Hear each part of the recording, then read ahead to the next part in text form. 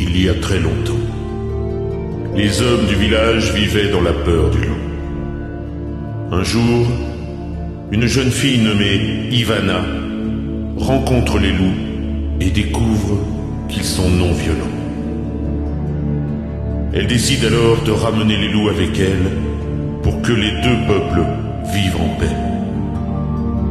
Mais la guerre entre les hommes et les loups ne tarde pas à éclater, et Ivana reste la seule survivante.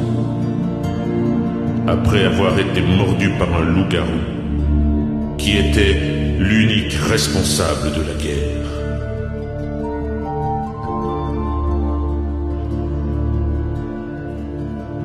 La nature se meurt, car le dernier louveteau, gardien du pouvoir de la nature, est mort. Ivana, en pleine transformation, traverse un désert et arrive dans une cité où vivent ceux que l'on appelle les survivants, et qui attendent la venue de la déesse des loups, Anao, afin qu'elle les sauve tous. Tous, sauf un.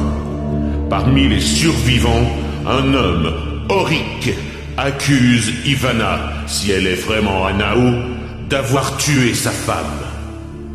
Il a une fille, Corée, qui se met alors à partager sa rancœur.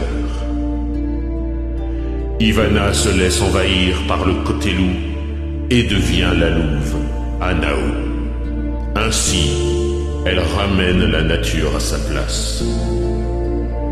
Mais comme le dit la légende, avec la déesse des loups, Anao, doivent renaître les loups.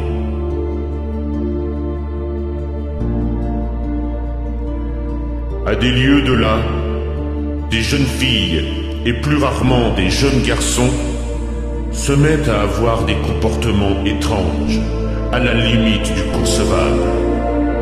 Afin de les soigner de leurs différences, on les envoie dans la forteresse de Veraconia.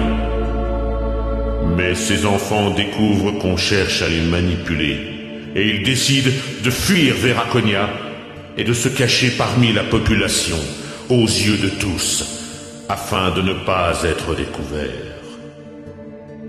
Ne pas être découvert avant la nouvelle ère qui s'annonce, avant la troisième lune.